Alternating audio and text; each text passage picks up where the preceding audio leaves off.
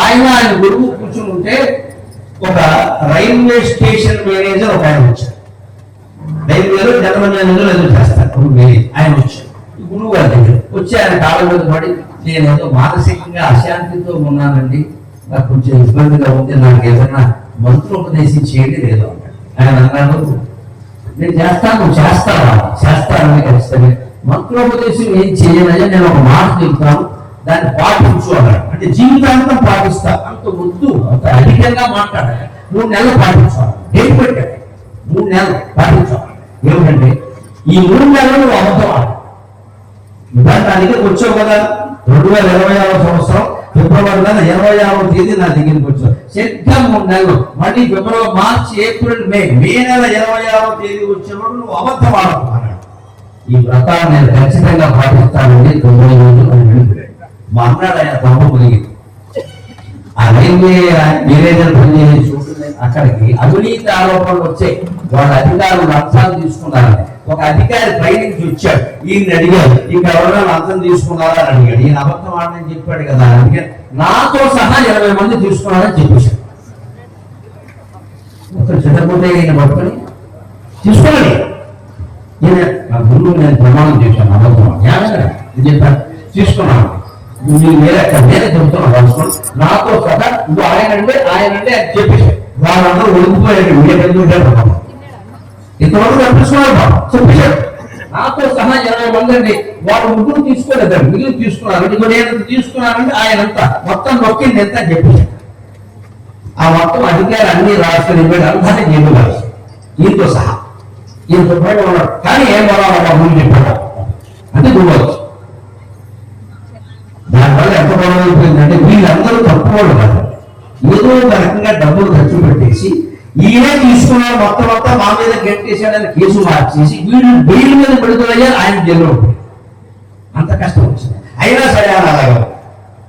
అంతేకాదు, పట్టుకున్న భార్య పిల్లలు ఈయన విపరీత ప్రవృత్తి భరించలేక ఇంకెన్ని నిజాలు బయటపడతావో, ఇప్పటికే సంపాదించి వచ్చింది ఏం లేదా లంచాలు తప్ప, నువ్వు అది కూడా చెప్పేశారు ఇక్కడ అని, నేను నీతో కాపురం చేయని భార్య పుట్టింటికి వెళ్ళిపోయింది అమ్మ పిల్లలు తీసుకుని. ఆ దుఃఖం కూడా భరించాడు. నువ్వు వెళ్ళినా సరే నేను అబద్ధం చెప్పను, నా గురువుకి ప్రమాణం చేశాను.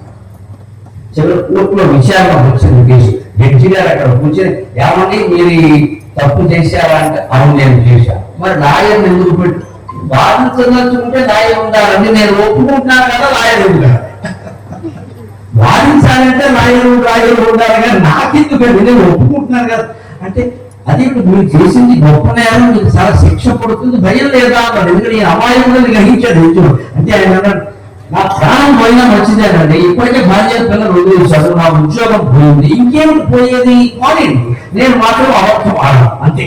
నేను నా గురువుకు ప్రమాణం చేశాను, 3 నెలల పాటు అబద్ధం ఆడాను. ఈ 3 నెలల్లో మీరు వచ్చారు, నా కర్మ మీ కర్మ తెలియదు, నేను నిద్ర చెప్పేశాను అంతే. మీరు ఏ శిక్ష వేసుకోండి, నేను జైల్లో ఉంటాను అంటే ఆ జడ్జి ఆశ్చర్యపోయి శిక్ష వేయాలి, కేసు వాయిదా వేశాను. ఆయన ఒక అనుమానం వచ్చింది, ఏదో పాపం అమాయకుడు అనుమానం, కేసు వాయిదా వేసి మర్నాడు నౌకర్ని పంపించి ఆయన ఇంటికి పిలిపించాను. ఆ మనిషి ఇంటికి పిలిపించి, నువ్వు ఎందుకు ఇంత పట్టుదలతో ఉన్నావు అని అడిగాడు.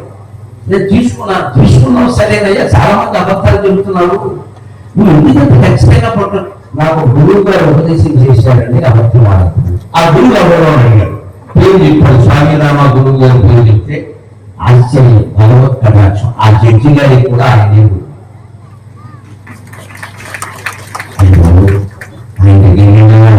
ఆయన చెప్పాడు, ఆయన గారు అందుకని అందుకని చిత్తుపూడిలో కూర్చోవాలా అని చెప్పి నువ్వు వెళ్ళు నేను చూసుకుంటా అని చెప్పి ఆయనకి వ్యవహారం తెలుసు కదా. కింద వాళ్ళందరినీ పిలిపించి ఈయన అమాయకంగా ఒప్పుకున్నాడు కానీ చాలా మంది తీసుకున్నారు, నిజానికి ఈయన కాకుండా మిగిలిన వాళ్ళే ఎక్కువ తీసుకున్నారని మొత్తం మార్చారు. నిజంగా దొరుకుతుంటే అమర్చారు అని చాలా తక్కువ శిక్ష వేసి మిగిలిన వాళ్ళు కూడా ఇంటికి శుభ్రంగా ఏం చేయాలో అదంతా చేశాడు. అయినా మరి దేని శిక్ష అనుభవించారు కదా. పడిన తర్వాత ఈయన మొత్తం విడుదలయ్యాడు, 3 నెలలతోనే విడుదలయ్యాడు. నెలలో జడ్జి గారు పంచుకున్నారే విడిచిపెట్టారు. అప్పుడు వెళ్ళి ఈయన కేవలం చెట్టు కింద కూర్చున్నాడు. అది ఏమిటో తెలుసా, మే నెల 26 3 నెలలు అయిపోయింది. గడువే గురువే లెక్క తపస్సు చేసిన గురువు లభించాలి కానీ దేవుడు గెలిచాను అమ్మాను. తపస్సు చేసిన గురువు లభించాలి.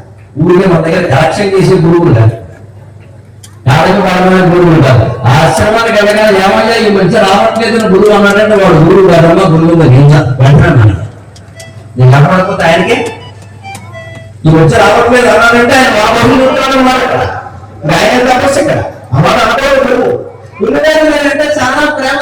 నేను ఎప్పుడు నా ప్రేమ అడుగుతాను, నువ్వు పడ్డావు రోజులు అయినా పడ్డాడు. సమస్య పరిత్యాగం చేసిన వాడు గురువు కదా. ఆశ్రమానికి ఎవరొచ్చాడో రాలేదు ఆయన మీదుగా అక్కడ అడుగుతున్నాడే గురువు కాదు బరువు. మనం అలాంటి వాడు కాదు అనుకుంటారు. ఆయన నాకంటే ప్రేమ, నేనంటే ప్రేమ, గురువు గారు ఎక్కువ మా ఇంట్లోనే ఉంటా. ఈ గర్వం పనికిరాదు. ఆయన నిజంగా అన్నాడు ఆయన ఏం ఆశించట్లా. కానీ ఏమైనా కానీ అని కూర్చుంటే ఆశ్చర్యకరంగా 27వ తేదీని పోస్ట్ మ్యాన్ నేను కూతురు లెటర్ ఇచ్చాను. ఏమిటా నిమిత్తం చదివితే మీ నాన్నగారి కాలంలో ప్రభుత్వం ఆయనకు ఒక స్థలం ఇచ్చింది, దానికి నష్టపరిహారం అని చెప్పారు, అప్పుడు చాలా తక్కువ ఇచ్చారు, దాని మీద మీ నాన్నగారు కేసు పెట్టారు, దాని మీద విచారణ జరిగింది, దాని తీర్పు నిర్ణయం వచ్చింది, ఆ స్థలం పరిహారం 10 లక్షల రూపాయలు మీకు వస్తున్నాయని ఇచ్చేది. ఇది 1984లో ప్రత్యక్షంగా జరిగిన కథ. 1984 ప్రత్యక్షంగా జరిగింది. 10 లక్షలు ఇలా పడుతున్నారు. వెంటనే వచ్చేసారు భార్యాపిల్లల పుట్టి నుంచి ఫ్రీ బస్సు కదా తెలంగాణలో. ఫ్రీ బస్సు ఎక్కువ వచ్చేసారు. 10 లక్షలు వచ్చేది తెలిసింది. 3 మంది అయిపోయారు. అయితే బాబా ఆయన అదృష్టం, ఆయన అదృష్టం అంటే బాబా ఈయనకి శివుడు 3లో ఉన్నాడు, గురుడు 6లో, ఇంట్లో లేదు ఇక్కడ.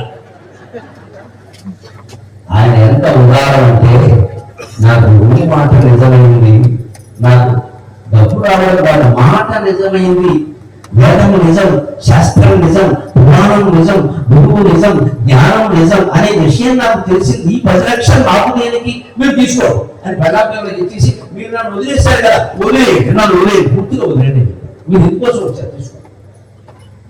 సిగ్గులు ఎగ్గులు తీసుకుని వెళ్ళిపోతాం. ఈయన అలాగే ఉన్నాడు. అప్పుడు కూడా మళ్ళీ అప్పుడు గురువు దగ్గరికి వెళ్తే ఏమయ్యా అలా వదిలేసావు 10 లక్షలు ఇప్పుడు చూసుకోవచ్చు కదా అంటే, ఇంత గొప్ప జ్ఞానం కలిగాక నాకు లక్షల దగ్గరికి వెళ్ళి పని చేస్తానమ్మా, అది విజయం అంటే అది విజయం. నాకు ఇప్పుడు భార్య ఏమిటో, భర్త ఏమిటో, పిల్లలు ఏమిటో, లోకలు ఏమిటో అంతా తెలిసిందంటే ఇంకా నేను డబ్బులు మొహంలో పడతానని. బోర్డు ఉద్యోగం ఉంటే ఎంత, లేకపోతే ఎంత. నాకు కుటుంబ భారం లేదు, 10 లక్షలతో అవసరం వదిలిపోయింది, గొడవపోయింది. నేను చెప్పి కింద కూర్చొని మీకు కూడా 2 అట్టుబడి తింటాను అక్కడ ఏమో. ఇది సత్యవాక్య ప్రయోజనం. మనం నమ్మి తీరాలిగా ఖచ్చితంగా దాని ప్రయోజనం ఉంటుందంటే అనుమానం లేదా. ఇంతగా చెప్పింది శకుంతల. అందుకని సత్యవాక్యాన్ని కట్టుబడవయ్యా అంటే మనవాడే అన్ని పద్యాలు వాడేక ఒక్క మాటతో మొత్తం తోసి పారేశాడు.